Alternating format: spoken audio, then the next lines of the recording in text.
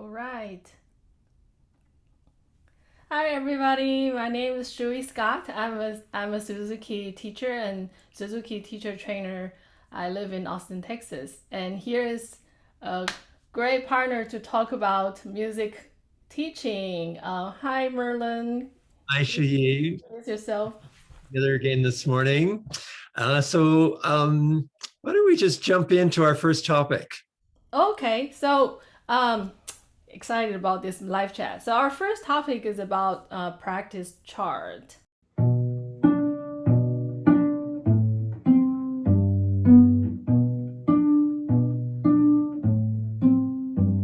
Practice chart. So, what's your feeling about practice chart over the years of teaching? This is such a great place to start.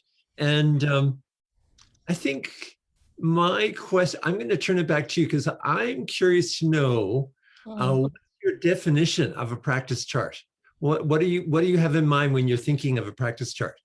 The idea about practice chart changed quite a bit over the years. At the very beginning, it feels like a doctor's prescription, and I'll prescribe something. You're not well. You need to do this. You're not playing in tune, so play scales 5 times to the tuner. So your current piece is this. Your review piece is this. Do how many times of this. Do how many times of that. Yes, as a prescription. A second idea about that is to show the parents that I am doing some work. So they'll see, oh yeah, this teacher is teaching my child. It's almost like the report card. And then it gets a little bit stale, and I started using a lot of questions in my practice charts. Instead of saying do this now, do this, do this, I'll ask them to write down a question. Is my G always in tune when I play the G scale, or am I feeling imbalanced when I hold my cello? So I started using a lot of questions to try to make it less of a make them do things, but encourage them to think. And then I would say now I feel if I use a practice chart, it's actually for me, as during a lesson planning when I see the students have done a certain thing, and if they share their thoughts, oh, I feel my legato bow is much better, in Judas Maccabeus, and that becomes a data for me to have a more engaging conversation during the next lesson. Yes, so that's kind of like um, functioning as a lesson notes, but also sort of the practice report. So in the lesson, that's a way for me to help me not to get off track too much, and especially for strings, if we have like local or regional contest or some kind of school chair test, if there's something coming up that I need to address, then I want to make sure I make time for that, and not, so it's kind of for me the time management, the task management, and communication management. So Yeah. The idea is that, whether I use the term practice notes, I think a lot. I don't use the word chart very often anymore. I have done charts, that whole thing of here on the left-hand side is the name of the piece or the activity. And then here's all the places where you can check off how many times you did it the week. yeah. Found that I was never very successful. And that's not to say I didn't try it, because I've tried it probably 4 or 5 times over a 40-year teaching career, thinking, oh, yeah, I went to a workshop and somebody said, oh, get all your students doing practice charts. It's going to revolutionize everything. You're going to get them practicing every day. It's going to be so amazing. They're going to be accountable and the whole thing. And I found that, no, that didn't really take place. And the thing for me that was alarming Mm-hmm. was that I realized that this idea of doing the same thing every day isn't part of my idea of how practicing should take place. Mm-hmm. And the idea that we're going to just learn, step by step, incrementally going up the ladder every day, for me, isn't part of learning at all. Mm. My strategy is today something's going to happen. Tomorrow it might shoot up 100 points. The next day it might be on a plateau. The next day it might completely disappear. And so I'm more, I think uh, what I would say now in terms of practice notes, I like what you were saying about it's a way for me to keep track of what's going on from week to week.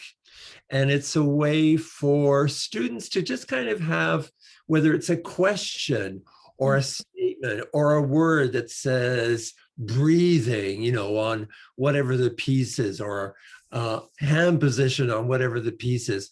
So I'm more about just what are the reminders that we can have in place, recognizing quite clearly that reminders are just that, Mm-hmm. guarantees. Mm-hmm. These are quite a different thing. And just because I've written it down on a piece of paper that your third finger should play F sharp doesn't mean the third finger is just going to automatically go to F sharp on that piece for the whole week.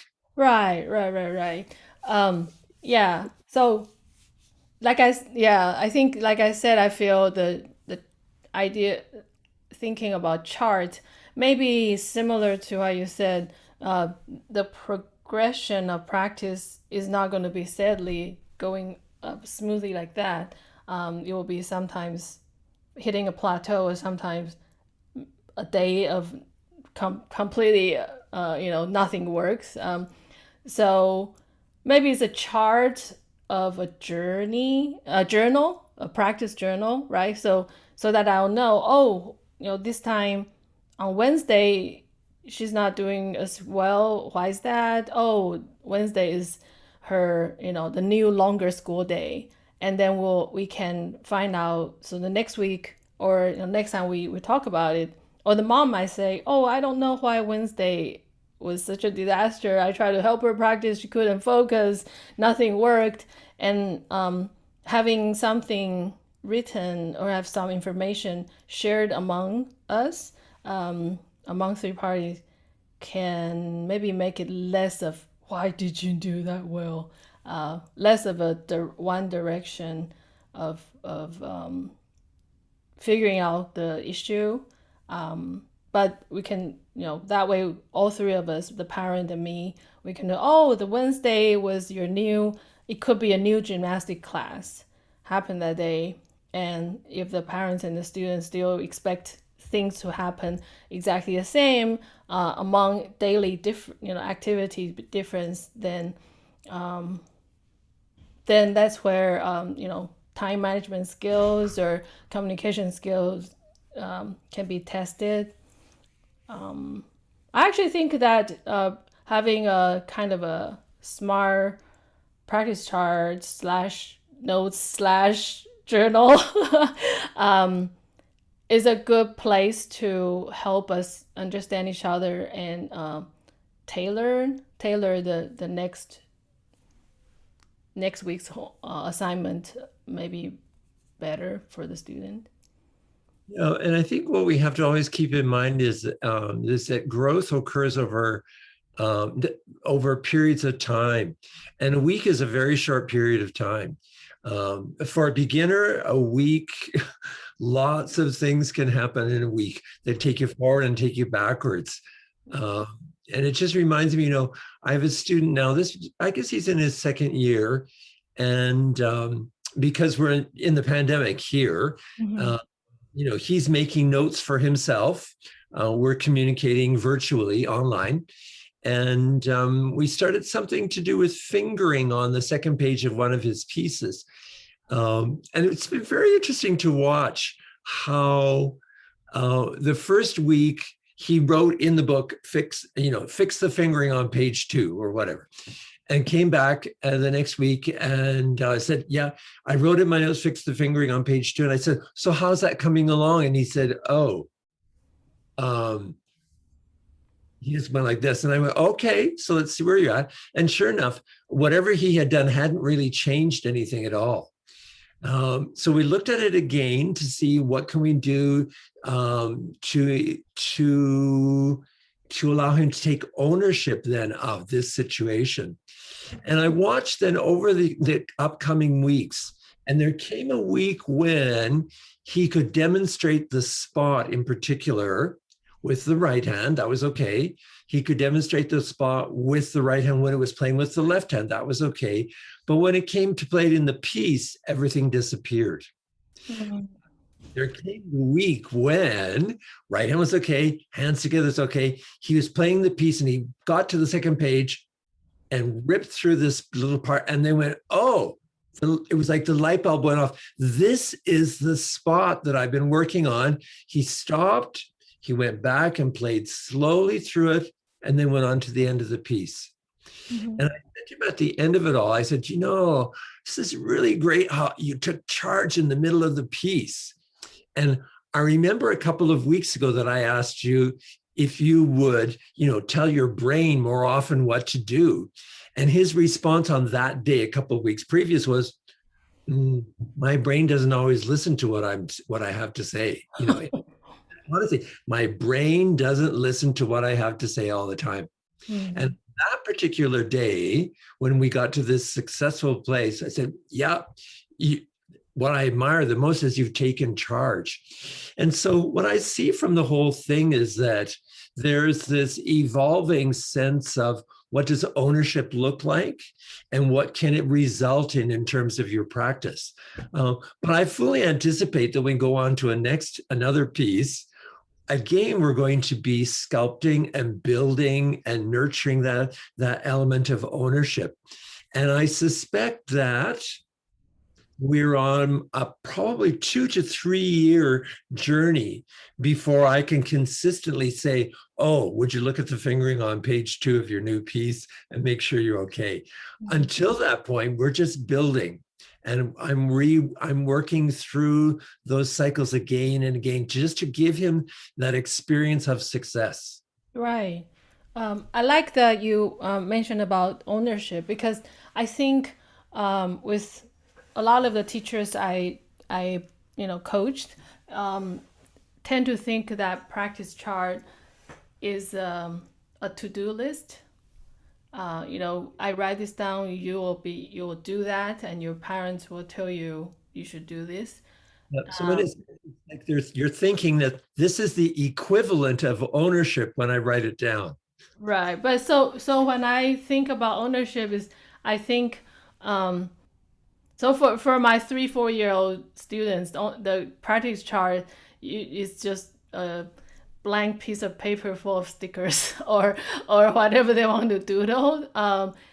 Maybe it's like so the pre-twinkle practice chart idea is write something or put some stickers on a piece of paper so next week you can show your teacher what you like about your cello or you know how you practice or how you play the cello, and I let them draw or doodle or whatever and let me know, oh, I did, I sang that I love my cello 3 times, that's what those 3 stickers are for and things like that.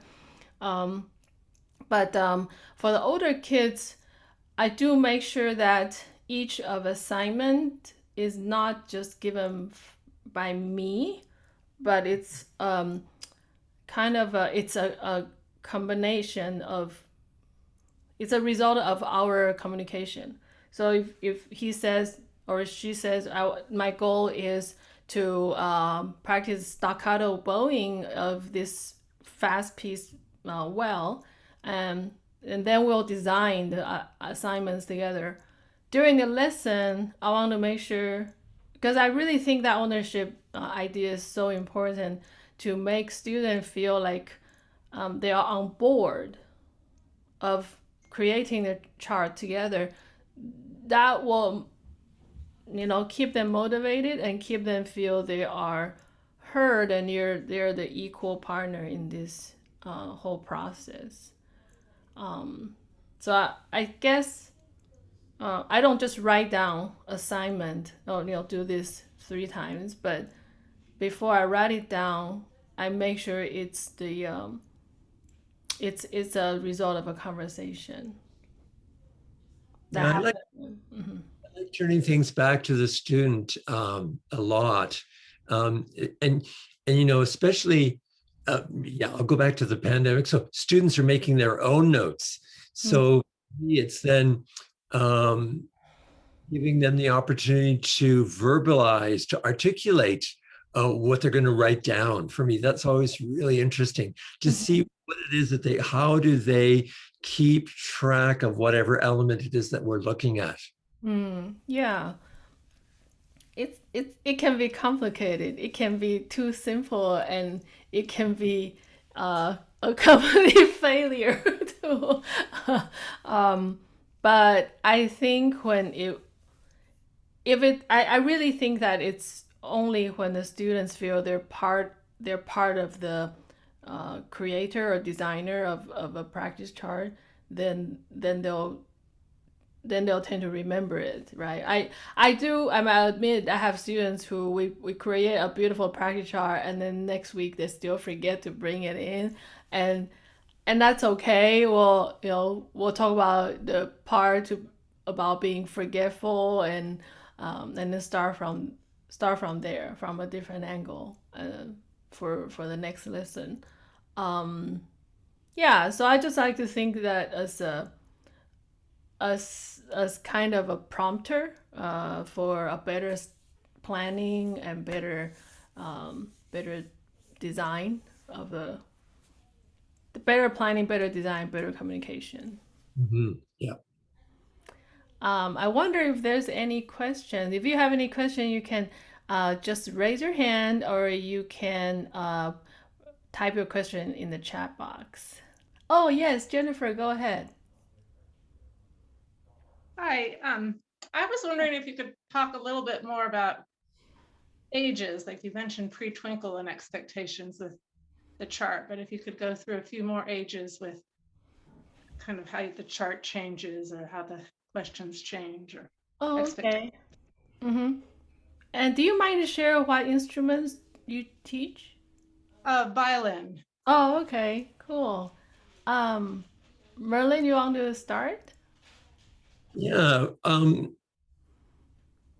I think, what do I do? Does it change what I put in notes? Um, I think what I do, I try to just really be brief about whatever it is that I have in mind, Mm-hmm. and to find a word that summarizes what might be going on. So, a beginner student, I'm really just trying to help them get acquainted with the vocabulary that we're going to use to describe what's going on. So, what I'm writing in there in terms of practice notes might be just very brief, might be only grabbing fingers on every single piece. And that's the only assignment, really. It's coming from my Facebook. I'm very sorry about that. Technical issue. I Right. Okay, that's done now. I'm so sorry. Would you mind to repeat your? Yeah, so I think the answer to that question of what you do from beginner to as you get more advanced, I think that I just become, so I'm always building what we're our ability to communicate with each other. So beginning student, I'm limiting the amount of ideas that I communicate to the minimum that I need.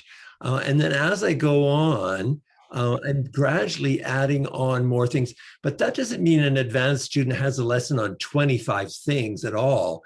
It may mean an advanced student, we focused on only 3 things: breath, energy, and core. That might have been the only focus.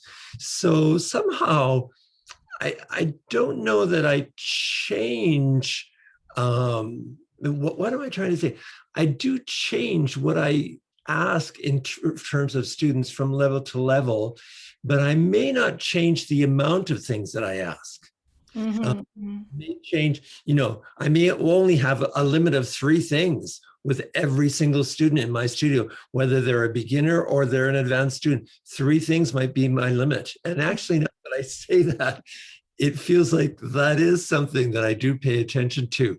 So it doesn't mean that because I've got an advanced student, I can now ask them to do 25 things. Mm. The reality of 25 things getting done, not very possible. So I'll answer that question with that kind of an answer. I'm adding things on, but I'm not necessarily making the advanced student about 25 things. Mhm. For me, the pre-twinkle practice chart is a little bit like one is giving them another way to express themselves. So I let them draw, for pre-twinkle, either draw a cello, and they will draw a cello maybe every 3 months, and they'll start from like sort of like prehistorical drawing to gradually become more and more recognizable of a cello, right? So I enjoy that. I like to give them a way to express. Sometimes we will draw how does the bowing feel like. Do you feel the bowing of Mississippi Mississippi stop like this, or the French folk song the long bow. How does it feel like? So it's more like a visual communication. It's not. It doesn't have a really clear format at the very beginning. I just want them to feel feel interested to draw on a piece of paper and let me know what they think about their cello. And that becomes just um, a sticker when they, sit up straight. Maybe the mom will put Monday, Tuesday, Wednesday, Thursday, and so that they can see, oh wow, in a day I did 3 things, so I have 3 stickers, or kind of like training them to remember to brush their teeth twice a day. That kind of a chore chart. Um, and then I gave them. I have some very simple, just graphic of 5 cellos or 10 cellos, and let them color whatever color they want. Some of my students will color rainbow color or design patterns when they do cello a day. They do this and they do something else, and they can put down posture or rocket song or bow hold, and then they can color the cello. So I guess I'm looking for a visual reward. Like, oh, I'm doing this, and I can see my achievement. Another way of not so much of about practice chart, but those feel, each number, those drawing, how do you call that? Each number feel in the same color. That kind of drawing papers for kids. I used to use that a lot, so that the kids they can, they practice a boho or something, and they get to feel out a color. I'm just thinking about of a visual communication about how they feel about practice, and what they practice. They can write it down on the side, like this part of, maybe this part of the flower coloring paper is about bow hold, or this part is about singing or moving to twinkle in the living room, and this part is singing French folk song to his baby brother or something like that. And this is a really great point. What gives a student more sense of ownership? A practice point concerning a specific component or of technique, or a reminder of an overall goal.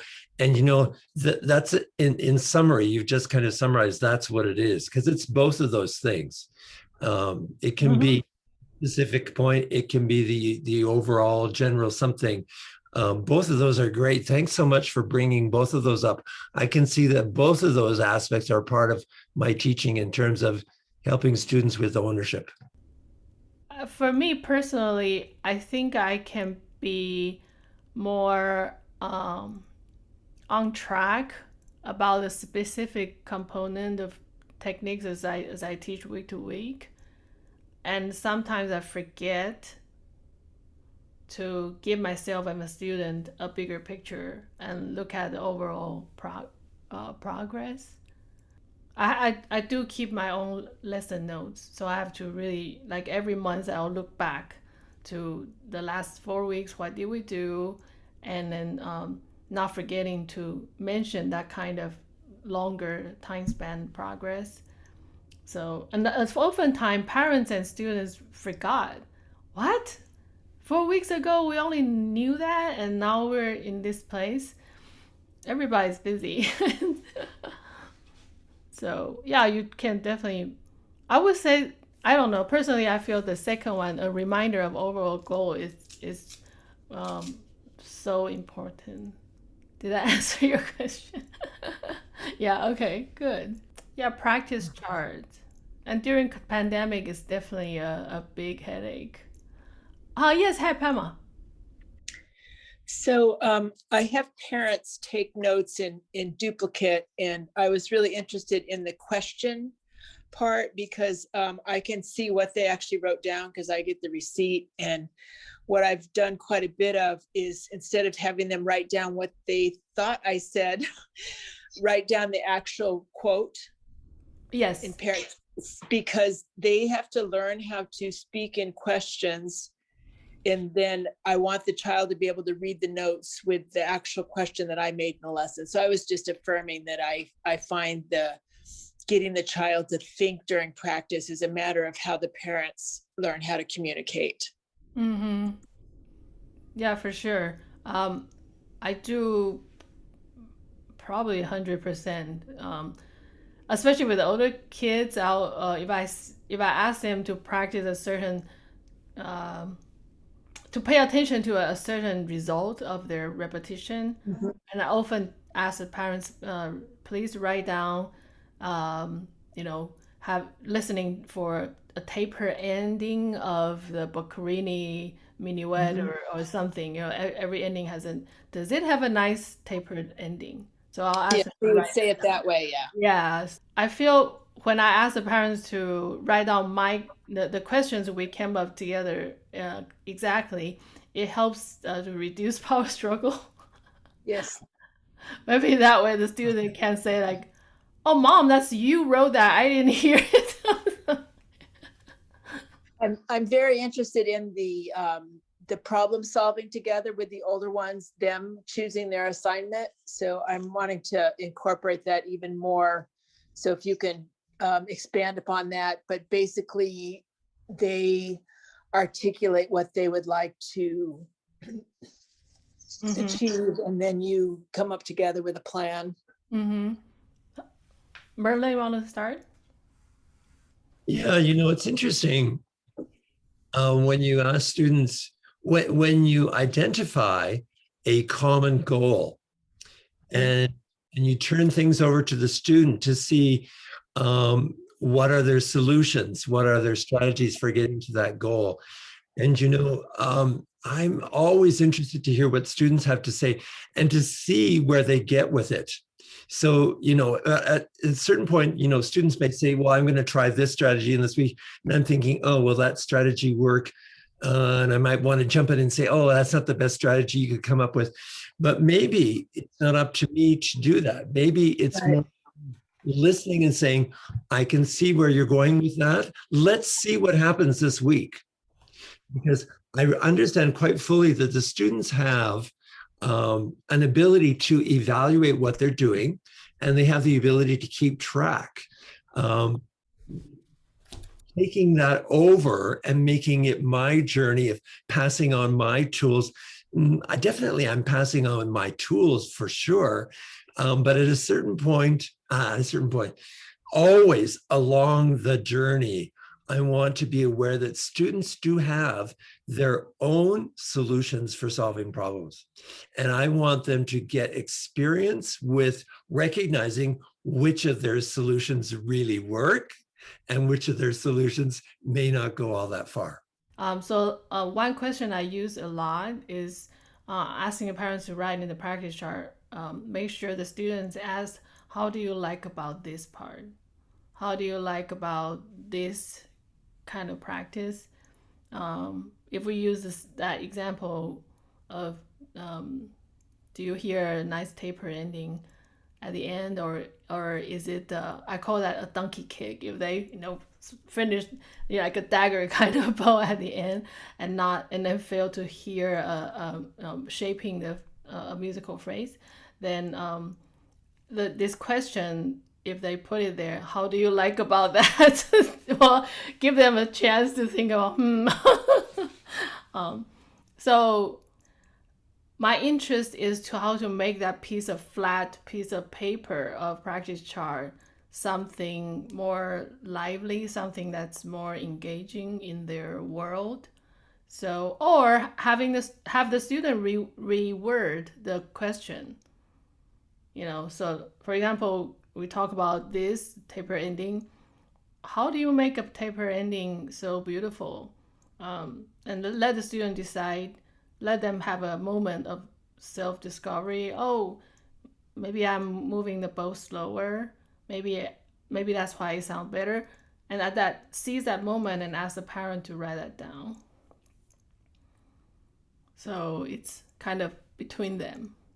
Like the parents see the student is the child is able to hear to hear the result of a good rendering, and then write it down and make sure that he has a deeper or more chance to pursue that direction.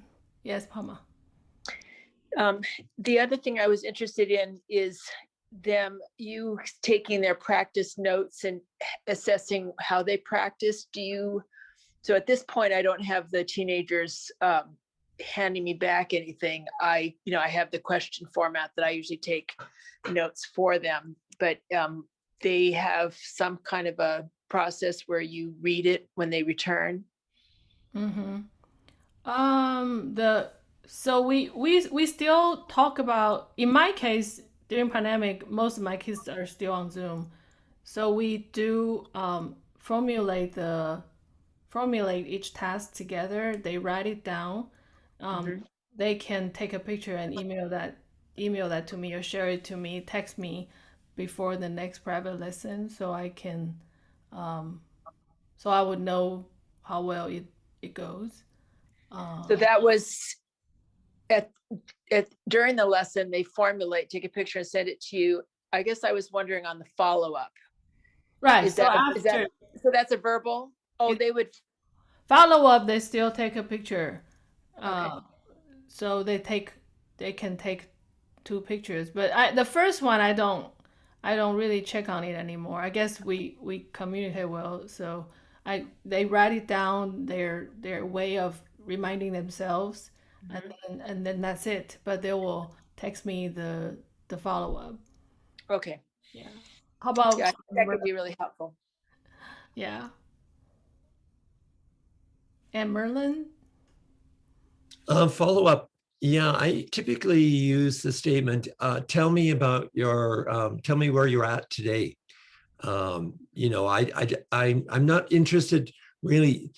No, I won't say interest isn't the right word, but I'm not looking for an accounting of what went on during the week, because I understand some days are going to be good, some days are going to be bad. Some days nothing's going to happen, some days great things will happen. So I'm more interested in them responding to this idea of, tell me where you're at today. Where are you successful? What do you need from me? Where are you? Just really simple like that. And I'm not looking for a long explanation. I'm just looking, look at what we wrote last week. You're working on this. How's it coming? Not coming? Going? Do you need help? And for me, sometimes it's really interesting when I say, what do you need from me? And the answer is nothing.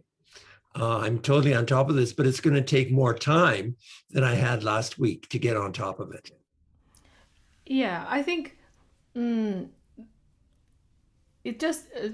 like your description about how the student share with you about their practice. It might not be, it's not from one piece of paper, but through a question and answer, you ask the student, how did it go? What do you need from me?